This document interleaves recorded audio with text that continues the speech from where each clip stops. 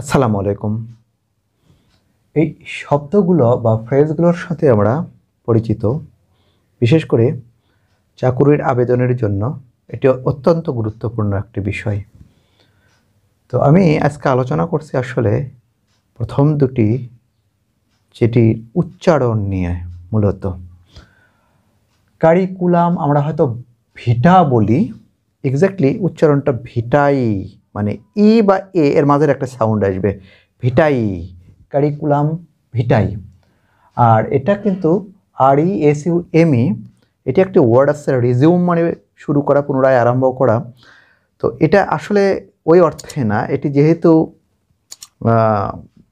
ইংরেজি শব্দ না, বাইরে থেকে আসছে, সুতরাং এর সাউন্ড হবে রেজিউমে, রেজিউমে, রেজিউমে। আর এটা হলো বায়োডাটা বা পার্সোনাল ডাটা শিট। তো একদিক থেকে সবগুলো একই, যেখানে তথ্য থাকবে, শিক্ষাগত যোগ্যতা থাকবে, পারিবারিক পরিচিতি থাকবে, নিজের পরিচিতি থাকবে।